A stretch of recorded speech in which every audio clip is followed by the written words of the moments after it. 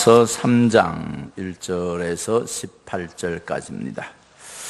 우리 다 찾으셔서 같이 한 목소리로 함께 읽도록 하겠습니다. 로마서 3장 1절에서 18절 같이 읽겠습니다. 그런즉 유대인의 나음이 무엇이며 할례의 유익이 무엇이냐? 범사에 많으니 우선은 그들이 하나님의 말씀을 맡았음이니라.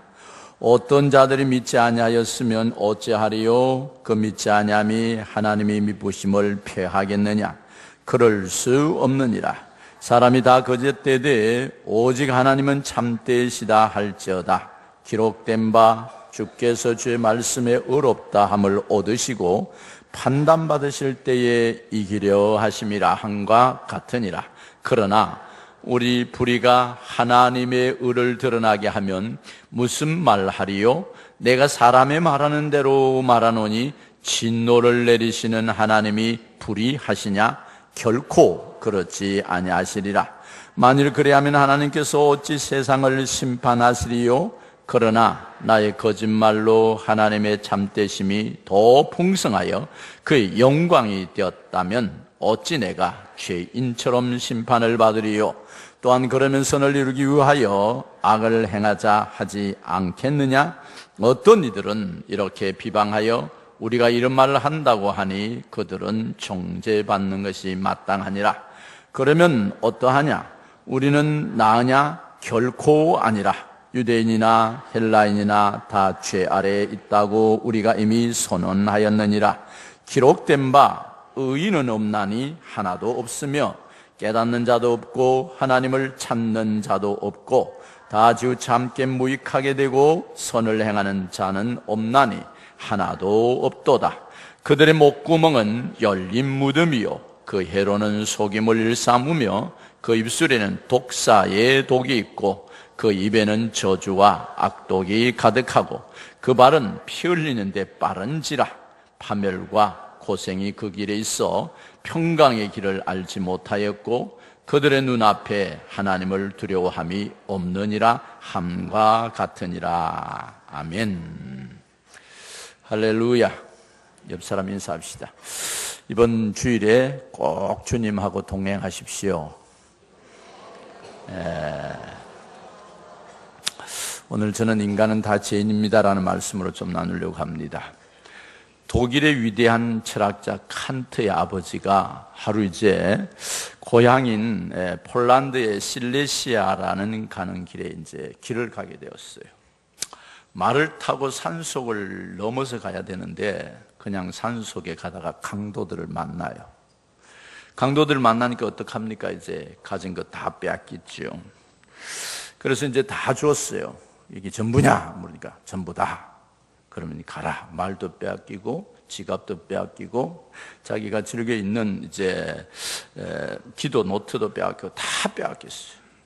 그래서 걸음만 날 살리라 하고 뛰어가다가 보니까 뭐가 드그득 하는 게 있는 거라. 그래 보니까 자기 안 호주머니 그 안에다가 자기가 귀중하게 여기는 금 그걸 옷 속 안에다 넣고 똘똘 뭉쳐서 끼매 놓은 게 있는 거예요. 그게 뭐라고? 금. 그걸 딱 만져보니까 금이 있는 거예요. 그래 그걸 끄집어냈어. 그리고 다시 돌아오는 거예요. 돌아와서 강도들한테 가가지고 강도들이 여보시오, 내가 아까 다 줬다고 말하는 게 진실이 아니요. 내가 거짓말을 했어. 거짓말이요. 내가 미처 생각하지 못하겠는데 이거 가져가시오. 놀라지도 않네. 줬더니 보니까 뭐예요? 금이라 금. 그러니까 누가 놀랬겠어요? 강도들이 놀랬던 거예요. 세상에 이런 사람이 다 있나? 그래 물끄러미 바라보더만 말을 안 하는 거예요. 그러더만 한 친구가 오더만 호주머니 씹으니 꺼내는 거 이거 가져가 그러면서 지갑을 딱 주는 거예요. 이렇게. 또 하나는 자기가 즐겨 읽던 기도 노트 그것도 주는 거예요. 그리고 나머지는 말을 가지고 왔던 친구도 말을 갖다 주면서 강도들이 무릎을 딱 꿇더니 우리 기도 좀 해주소 하더래. 너무 놀래가지고 그래서 기도해주고 잘 보내고 자기는 잘 왔대요. 왜 이런 일이 일어났을까? 따라합시다. 진실은 통한다. 그러면 우리가 어떻게 진실하게 살 수 있고 어떻게 정직하게 살 수 있을까? 이게 이제 문제예요. 세상에 살다 보면 아무리 어려운 일이 닥쳐와도 정직은 통하게 되겠어요. 할렐루야. 진실은 통하게 되어 있다는 겁니다. 근데 진실하게 살려면은 어떻게 해야 되냐면은 하나님과 나와의 관계가 좋아져야 됩니다. 할렐루야. 어떻게 해요? 누구하고? 하나님과 나와 관계가 아름다워지면 정직하게 살 수 있다는 겁니다. 오늘 성경은 바울이 우리가 1장에서부터 계속 넘으면서 인간이 누구냐? 인간은 어떤 사람이냐? 계속 말하면서 인간은 죄인 중에 죄인이다. 그렇게 말했어요. 그래서 참 진실과 진리를 찾으려면 내가 누군지 알아야 돼요. 오늘 자 성경을 같이 한번 읽겠습니다. 10절 같이 읽겠습니다. 시작. 기록된 바 의인은 없나니 하나도 없으며. 자, 의인이 있어요, 없어요? 이 세상에 의인이 한 사람도 없다는 거예요. 다 죄인이라는 거예요. 나는 죄인이 아니다. 나는 그래도 괜찮다라는 사람 있으세요? 보통 사람들이 나는 괜찮다 하는 사람이 어떤 사람이냐 하면은 자기는 죄인이 아니라고 생각하는 거예요. 그래서 죄를 어떻게 만들어 놨냐면 큰 죄, 중간 죄, 작은 죄, 괜찮은 죄, 그걸 만들어 놨어요. 그래서 사람들이 어떤 사람들이 TV나 나와가지고 큰 죄를 지면 죽일 놈. 며칠 전에 외국인이 자기가 애인하고 결혼을 해서 아기를 낳아야 되는데 임신이 안 되니까 거짓말 임신을 한 거예요. 임신을 했다 해갖고 그 아이를 나중에 보여주려니까 친구 임신한 걸 죽이고 그 배에 아기를 꺼내서 내 아기라고 했어. 그럼 이건 어떤 사람이죠? 죽일 여자 밑에 니은이야. 에? 그런 거 보면 막 기겁을 하는 거예요. 왜 기겁을 할까? 나는 그리 안 한다는 거예요. 그러면 그 사람과 나와를 비교해보면 나는 어떤 사람? 괜찮은 사람이라는 거예요. 이런 속에 살아가는 거예요. 근데 성경은 그렇게 말하지 않아요. 세상의 죄를 말할 때 죄를 많이 지었느냐, 큰 죄를 지었느냐, 작은 죄를 지었느냐, 그래서 죄인이라 하지 않아요. 작은 죄든 큰 죄든 하나님과 관계가 깨진 사람을 가리켜서 죄인이다. 그렇게 말해요. 자, 물어볼게요. 자, 삼남배가 유명하죠, 그죠? 미국 수출도 합니다. 미국 수출대. 배나무가 올해는 배가 너무 많이 열렸어. 그러면 그게 무슨 나무예요? 배나무다. 지난해는 한 10개도 안 열렸어. 무슨 나무다? 왜 10개밖에 안 열렸는데? 우리가 생각할 때 세상의 사물을 바라볼 때는 배가 1개가 열렸던 2개가 열렸던 배나무다 그래요. 많이 열려가 수확이 엄청 좋아도 배나무다 그래요. 근데 우리에게는 죄가 서너 개 열리면 뭐예요? 괜찮은 죄인. 많이 열리면 못된 죄인. 이렇게 구분하기 때문에 나는 괜찮은데 네가 틀렸다고 말하는 거예요. 그러니까 자기는 죄인이 아니라는 거예요. 그래서 무슨 이제 TV나 뭐 어떤 누가 좀 앉아서 큰 개 자제분 이게 죽여야 된다 막 이렇게 막 열변을 토하는 거예요. 근데 자기는 누구예요? 자기도 똑같은 죄의 나무처럼 죄인이에요. 그래서 지금 바울이 복음으로 들어가기 전에 우리에게 강조하고 또 강조하고 강조하는 것은 하나님하고 친밀한 교제를 나누려면, 우리가 믿는 그 하나님을 진짜 만나려면 내가 누구냐? 내가 죄인이라는 것을 철저히 고백하는 사람만이 하나님을 만날 수 있다. 아멘이십니까? 그럼 오늘 이렇게 말해요. 지금 1장에서 예수를 모르고 하나님을 두기를 싫어하는 사람도 죄의 열매가 맺혔고, 유대인이라고 말하는 너희도 지금 죄악의 관습에 묶여 있다. 그러면서 오늘은 아주 논법으로 신랄하게 질문을 해요. 3장 1절 한번 보시죠. 그런즉 유대인이 나음이 무엇이냐? 할례의 유익이 무엇이냐? 그렇게 물었어요.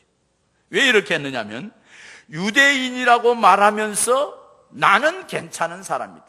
나는 하나님께 선택받았고 나는 할례를 받았고 나는 너희들하고 달라. 그래서 이방인들을 어떻게 취급하면 개 취급하는 거예요. 개 취급하는 것도 좋은데 불쏘시개라 하는 거예요. 우리와 같지 않다고. 그래서 상대도 안 해주고 사람 취급하지 않는 거예요. 근데 하나님의 입장에서 볼 때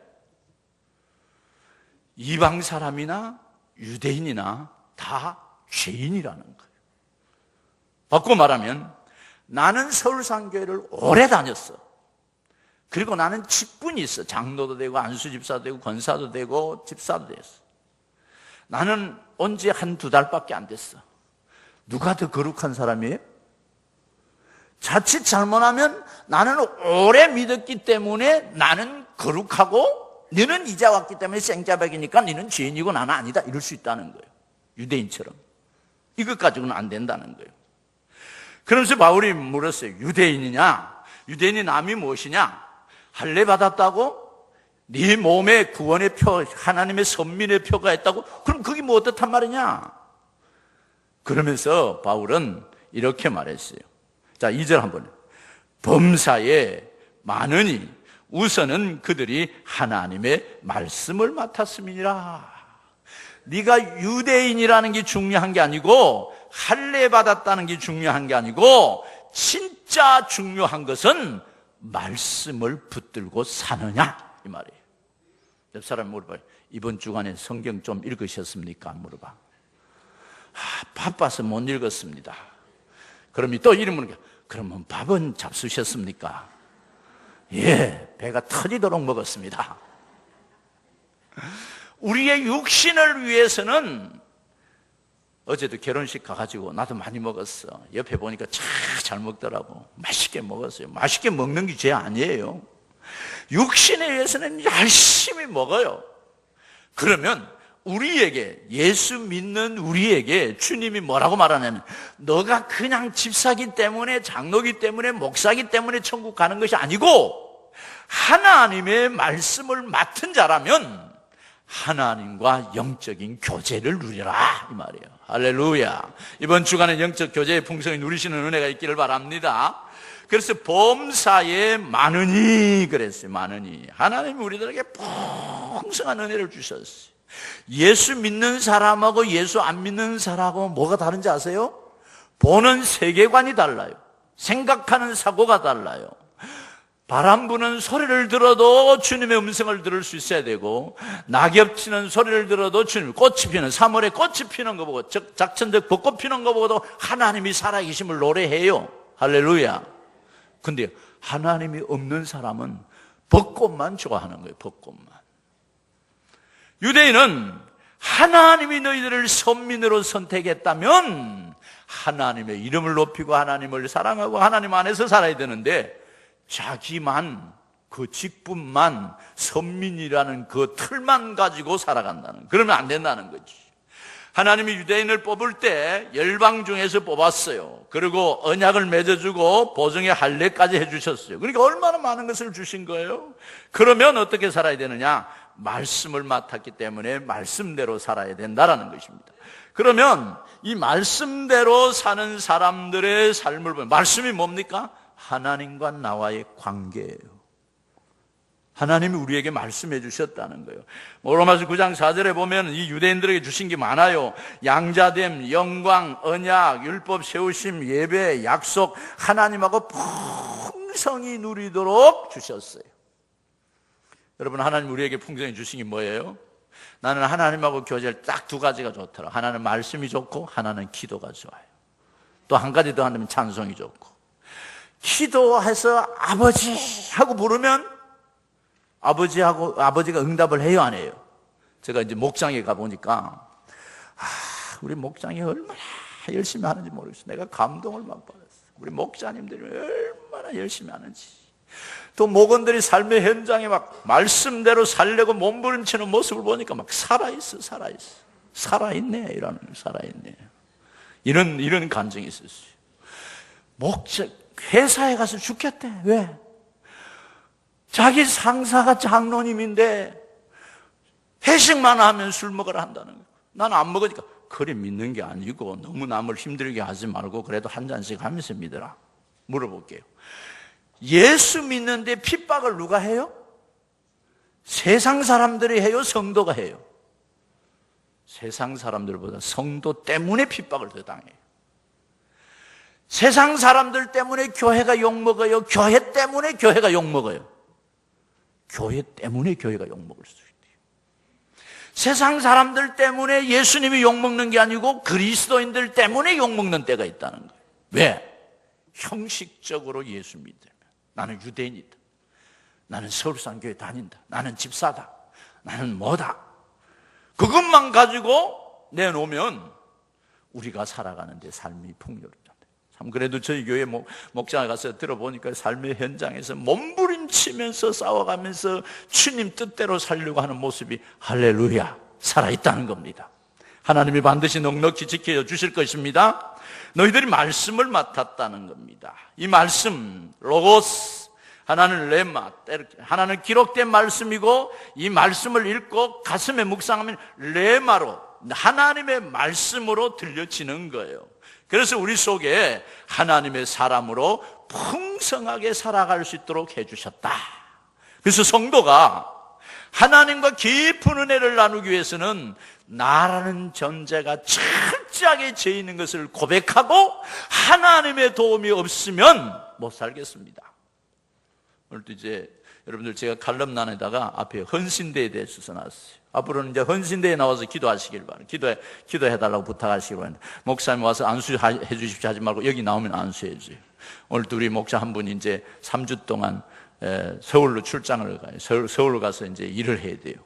일을 하면서 중요한 일을 맡았어요. 목사님 기도해 주세요. 제가 3주 동안 같이 또 기도할 거예요. 왜? 우리가 말씀을 맡은 사람들이 내가 부족함을 알고 하나님 도와주세요 하고 기도하는 것이 뭐냐면 살아있는 그리스도인이라는 거예요. 그래서 우리는 그렇게 하는 거예요.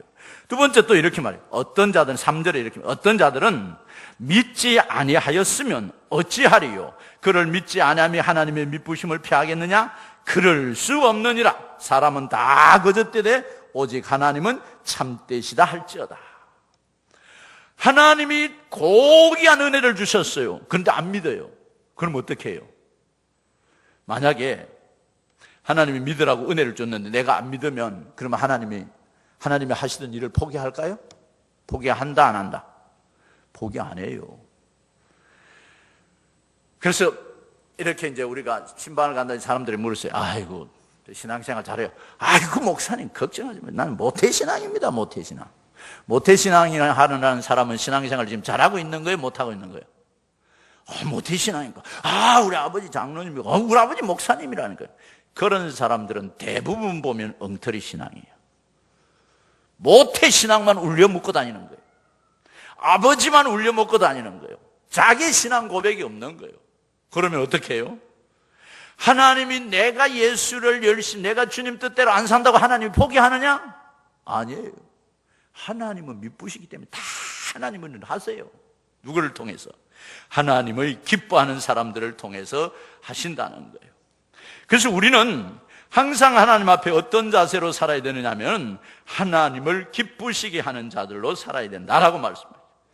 주님이 우리를 택하셔서 하나님이 우리를 선택하셔서 말씀을 맡겨주고 하나님의 사람으로 세우셨다면 그는 미쁘신 분이에요. 신실하신 하나님이시죠.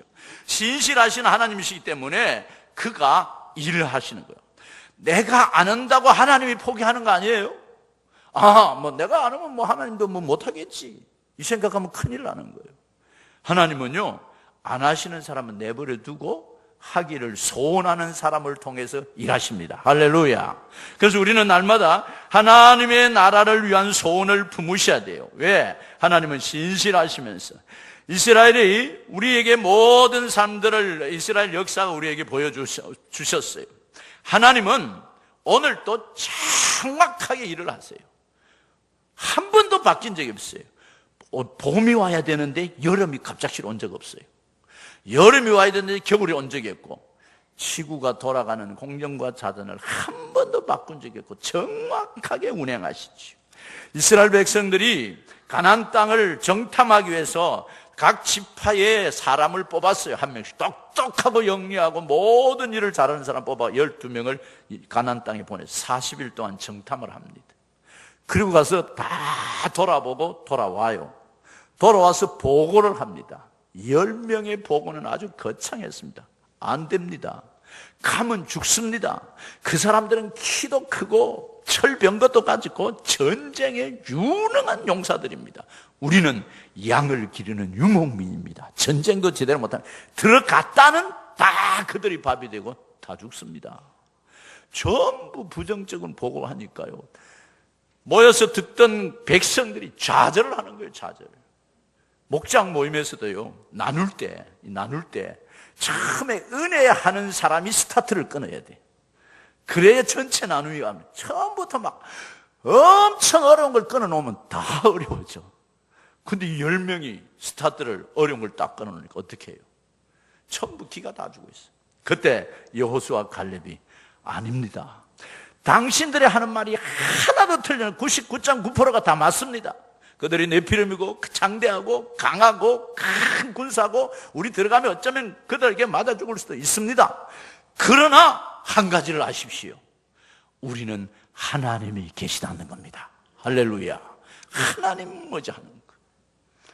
그래서 그들은 우리의 밥입니다.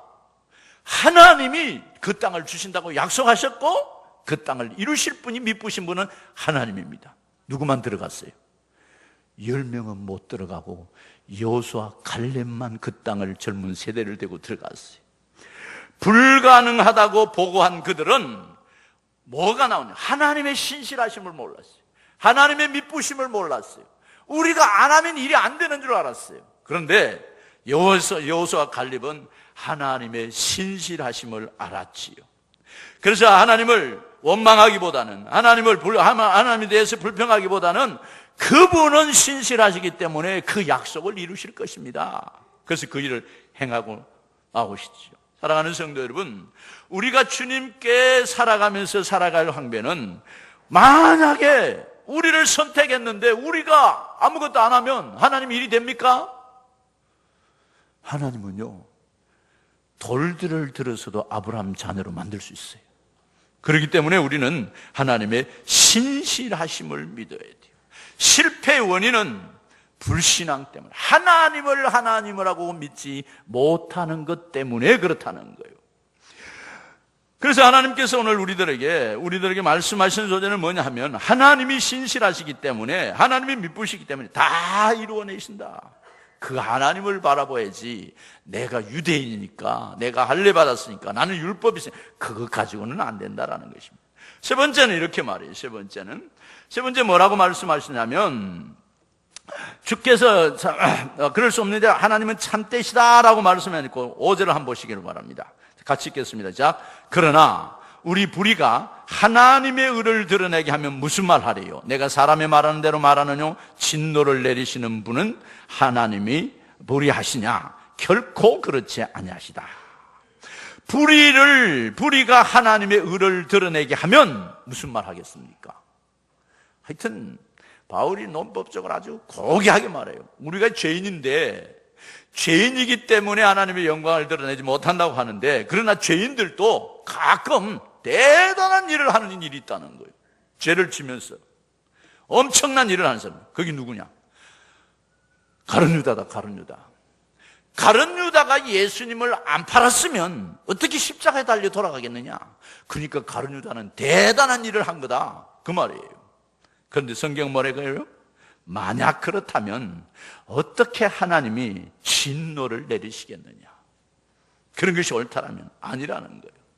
그러면서 오늘 우리들에게 주시는 말씀은, 그러면 어떠하냐? 우리가 결코 나았느냐? 결코 아니라 유대인이나 헬라인이나 다 죄 아래 있다고 이미 선언했다. 그래서 의인은 없나니 하나도 없는데 깨닫는 자도 없고 하나님 찾는 자도 다 지우생에서 무익하게 되고 선을 행하는 자도 없다 라고 말하면서 13절에서 18절까지를 쭉 이야기해요.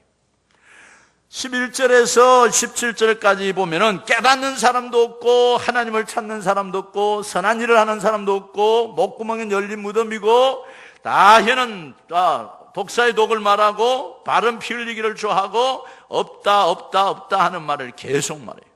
여기 깨닫는 자도 없다라는 말은 하나님을 찾지 않기 때문이다 이 말이에요. 우리가 전적 죄인이라는 것을 인정한다면 철저히 하나님을 의존할 수밖에 없어요. 하나님 아니면 안 되니까. 왜 신앙생활을 안 하느냐? 신앙생활을 안 하는 이유가 12절에 이렇게 다 지우쳐 그랬어요. 다 지우쳐. 다 지우쳤다는 말은 그냥 하나님을 떠나버렸다는 거예요. 하나님 없어도 내가 살 수 있어요. 하나님보다도 세상이 더 좋아요. 돈이 좋고 향락이 좋고 물질이 좋고 세상이 더 좋아요. 그리고 다 떠나버렸다는 거예요. 그러니까 어떻게 해요? 우리에게는 늘 나타나는 것이 염려와 근심과 걱정밖에 없다는 거예요. 무익하게 된다는 말이에요. 무익하게. 그래서 다 지우쳐 무익하게 되어서 선을 행할 수도 없고 하나님을 찾을 수도 없는 사람이 된다. 왜냐하면 무익한 존재. 그래서 천적 나는 하나님 없으면 무능한 존재라는 걸 인정하는 사람이 신실해질 뿐만 아니라 그 사람을 통해서 하나님이 놀라운 일을 행하신다라고 말씀하고 있어요. 그래서 우리는 어떻게 살아야 됩니까? 날마다 나를 쳐서 복종하면서 하나님의 은혜를 사모하는 놀라운 일이 있기를 바랍니다. 우리는 어쩌면 평범한 사람들이에요. 의인은 하나도 없다라고 말한 거예요. 실질적으로 따져보면 우리가 의인이 아니에요. 그런데 하나님과 나와의 관계가 회복될 때 우리는 하나님의 나라의 의인이 된다는 것입니다. 그래서 하나님의 관계가 끊어지면 영원한 멸망이지만은 하나님의 관계가 회복되면 모든 것이 두렵지 않다. 그럼 하나님의 관계가 끊어지는 것은 어디서부터 시작되느냐? 내가 하나님처럼 행할 때 생기는 거예요. 아담 하와가 에덴 동산에 살 때 부족한 게 하나도 없었어요. 가장 인간 삶에 있어서 완벽하게 만들어준 것이 에덴 동산이었어요. 그런데 그것을 본 사탄이 질투해가지고 하와를 꼬드기기 시작한 게 뭐라고 꼬드겼어요? 이 선악과를 먹지 말라고 하더냐? 만지지 말라고 하더냐? 먹지 말라고 하더냐? 안 하고 만지지 말라고 하더냐? 그랬어요. 그 유혹을 받는 순간 그걸 만지고도 싶고 먹고도 싶고 이걸 먹지 말라 하는 이유는 네가 이거 먹으면 하나님처럼 될까 봐 못 먹게 한다. 그 순간부터 자기가 그걸 먹고 하나님처럼 되고 싶은 거예요. 죄악이 어디서 들어오느냐면 하나님보다 내가 더 높아지기 시작하는 순간 죄가 들어오는 거예요.